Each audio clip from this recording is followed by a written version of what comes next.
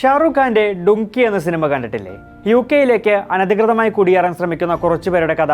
അതിലെ ആ ഡുങ്കി എന്ന വാക്ക് നിങ്ങൾ ശ്രദ്ധിച്ചിട്ടുണ്ടാകുമല്ലോ അല്ലേ? അനധികൃതമായ വഴികളിലൂടെ ഒരു സ്ഥലത്തേക്കോ രാജ്യത്തേക്കോ ഒരാൾ കടക്കാൻ ശ്രമിക്കുമ്പോൾ അതിനെ വിളിക്കുന്നതാണ് ഡുങ്കി റൂട്ട് അഥവാ ഡോങ്കി റൂട്ട് എന്ന്.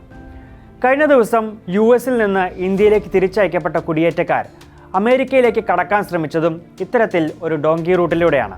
ലക്ഷ്യത്തിലേക്ക് എത്തുമോ എന്നുപോലും ഉറപ്പില്ലാത്ത, ജീവൻ നഷ്ടപ്പെട്ടാൽ പോലും ആരും തിരിഞ്ഞു നോക്കാനില്ലാത്ത ആ ഡോങ്കി റൂട്ടിലൂടെയുള്ള യാത്ര അതീവ ദുഷ്കരവും ആപത്കരവുമാണ് എന്നതാണ് യാഥാർത്ഥ്യം. US-ലേക്കുള്ള അനധികൃത കുടിയേറ്റങ്ങളിൽ ഭൂരിഭാഗവും നടക്കുന്നത് ഈ ഡോങ്കി റൂട്ടിലൂടെയാണ്. US-ലേക്ക് കുടിയേറാൻ ആഗ്രഹമുള്ളവരെ ഏജന്റുമാർ Panama, Costa Rica, El Salvador, Guatemala തുടങ്ങിയ രാജ്യങ്ങളിലേക്ക് ആദ്യം എത്തിക്കും. ഈ രാജ്യങ്ങളിലേക്ക് വിസ ലഭിക്കാൻ എളുപ്പമാണ് എന്നതിനാലാണത്. തുടർന്ന് മെക്സിക്കോയിലേക്ക് കടക്കുകയും അവിടെ നിന്ന് US-ലേക്ക് കടക്കുകയുമാണ് രീതി. US-ലേക്ക് നേരിട്ട് വിമാനത്തിൽ പോകാൻ ഈ രാജ്യങ്ങളിൽ നിന്ന് എളുപ്പമല്ല, കാരണം പരിശോധന ശക്തമായിരിക്കും എന്നതാണ്.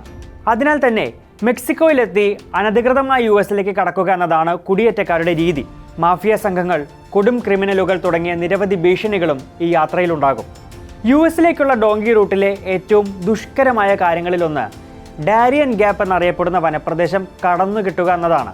97 കിലോമീറ്റർ നീളമുള്ള ഈ കൊടും കാട്ടിലൂടെയുള്ള യാത്ര ഏതൊരാളുടെയും പേടിസ്വപ്നമാണ്. പനാമയെയും കൊളംബിയയും ബന്ധിപ്പിക്കുന്ന ഈ വനപാത ചതുപ്പുകളും വന്യമൃഗങ്ങളും അടങ്ങുന്ന എങ്ങും കൊടുങ്കാട് മാത്രമുള്ള ഒരു പാതയാണ്.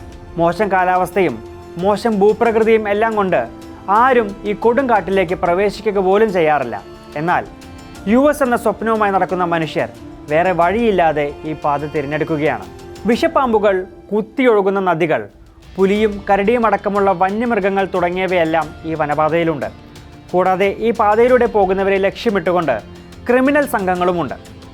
ജീവൻ നഷ്ടപ്പെട്ടാൽ പോലും ആരും തിരിഞ്ഞു നോക്കാനില്ലാത്ത ഈ പാതയിലൂടെ ജീവൻ കയ്യിൽ പിടിച്ചുകൊണ്ട് മാത്രമാണ് ആർക്കും കടന്നു പോകാനാകുക. ഇത്തരത്തിൽ അപകടം പതിയിരിക്കുന്ന പാതയെങ്കിലും ഇതിലൂടെ US-ലെത്താൻ ആഗ്രഹിക്കുന്നവർക്ക് ഒരു കുറവുമില്ല എന്നതാണ് യാഥാർത്ഥ്യം. 2023-ൽ മാത്രം 5.5 ലക്ഷം മനുഷ്യരാണ് ഈ പാതയിലൂടെ US-ൽ എത്തിയത് എന്നാണ് കണക്ക്. 2024-ൽ 3 ലക്ഷം മനുഷ്യരെന്നതാണ് കണക്ക്.